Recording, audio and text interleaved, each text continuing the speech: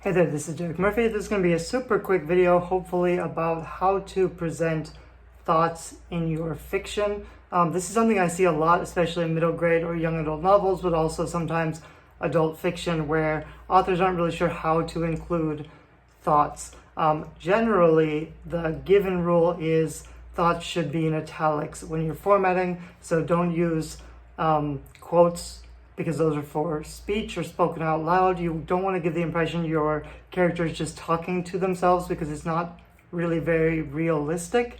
You can just present the thoughts in italics and people will understand that those are meant as thoughts. But you also, if you do it that way, you don't need to say she thought or she muttered to herself or she considered or whatever the words are. You don't have to introduce that this is a thought. If it's in italics, that's going to be obvious. The other thing you want to be careful of is having too much thoughts, because what tends to happen is you have a real scene, an action scene where things are happening, and every time you have a thought, that freezes or pauses the action scene so that the character can reflect. And the danger is twofold. On the one hand, you're slowing down the events. It's less interesting to get into the character's head than to show how things play out in real time, to show the character's reaction. You can show their mood or how they feel by their expression or their body language.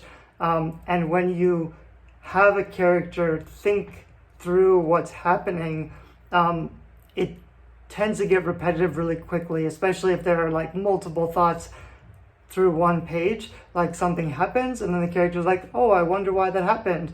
And it doesn't add anything new to the development of the story or the action of the plot. Every element you include should add something new, which means it should be something that changes, new information. If it's just a repetition or like a summary or a thought reaction to something happening, for example, something weird happens and the character is like, oh, I wonder why that weird thing happened. How strange. You don't need that thought there. The thing is already there. It's already weird. It's already mysterious. The character should notice it. They don't have to think about it or process it, because that's just, like I said, it's sort of freezing the action. The other thing you don't need to do that I see sometimes is something like you basically pause the scene so she can think and reflect on something, and then you unpause the scene. This tends to happen for a lot of newer authors if they want a character to reflect on a description, especially if you are having the question of like, how do I introduce what these characters look like? So you want to introduce, the character suddenly went into her thoughts and reflected on the way she was dressed or how her friends always wear makeup or always have perfect hair and her hair is always a mess, and she's self-reflecting about appearance, or something like that. It shows that the character is self-conscious, which could be fine for characterization. Mostly it's just kind of a cheat to introduce how characters look, and you need to be more creative about presenting that material because characters should always be thinking about the most important thing. Hopefully you'll start your story in a place where there's already things going on. She should already have things she's worried about.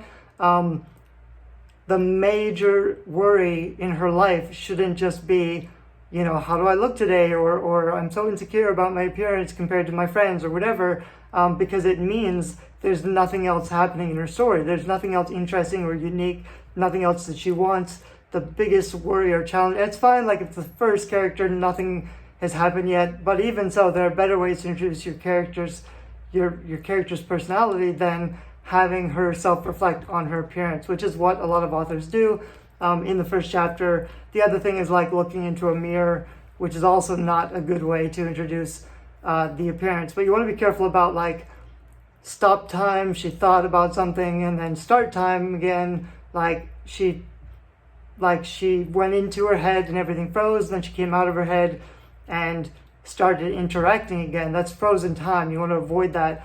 You want to avoid thoughts as much as possible. When you give them, try to cut them down so it's like a short phrase, not a whole sentence, so that she's not just like, she could have a little thought, like, oh, how weird or how annoying, but not a whole, she thought to herself how annoying it was that blah, blah, blah, blah, blah. Then it's just like she's talking to herself. It's a frozen time period. There's no conflict. There's no action. Something you just want to try to avoid. Thoughts can be a good way to mention description, although it's not the best way. You really should be using action. So use scene description when you're adding movement or walking. You want to try to avoid, the character always wants to focus on the thing that matters most to the character. She's only going to notice the things that are different, not things that are the same. So if it's an ongoing thing, like if it's how she looks, she's probably come to terms with that. She probably isn't thinking all the time, every day, about her own appearance, because there's other things that are more important. It's not the main thing. It can come up, for example, in the action if maybe she meets a bully or she meets a cute guy, or something in the scene causes her to feel insecurity in a profound way. Not just she's randomly thinking about it, but she's provoked into thinking about it. That's when it can be very effective. The same thing with description. She's not going to randomly list or label or notice all the things in a room unless it's a new novel environment she's not familiar with.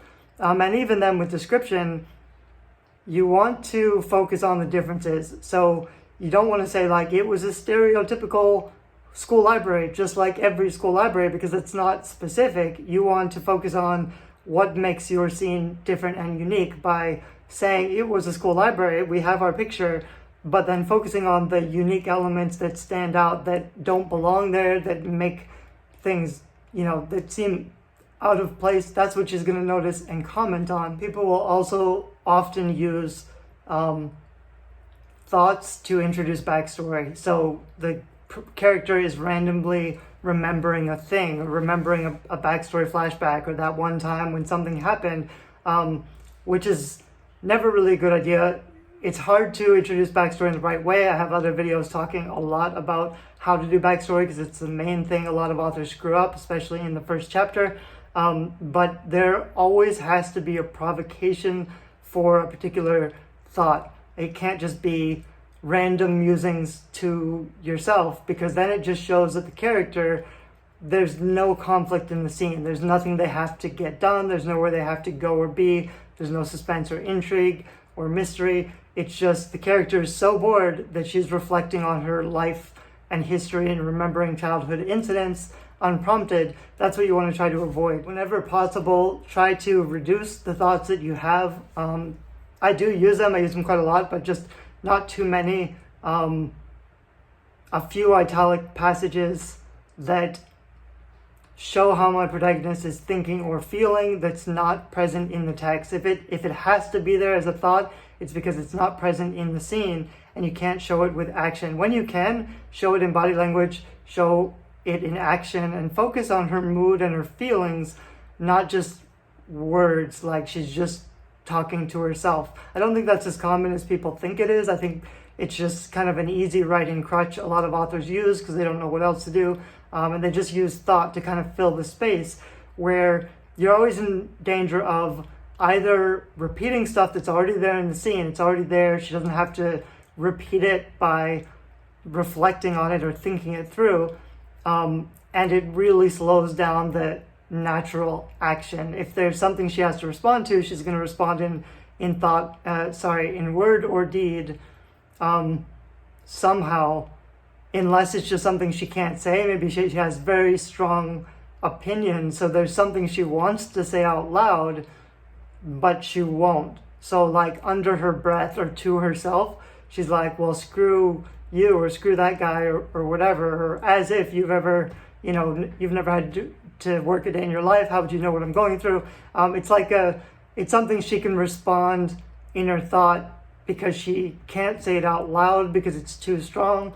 That can be a really good use of thoughts because it shows more characterizations. It shows how she feels and what she's thinking. But there's a reason she can't say it out loud. Still don't want to do it too often. But that's a good use of thought, of how to use thoughts in fiction. I don't have any examples handy, but I do think it's sort of an interesting small topic, how to handle character thought patterns in fiction. So I'll probably try to pull some examples together and put an article or a blog post about it on writethemagic.com, which is where I post writing stuff.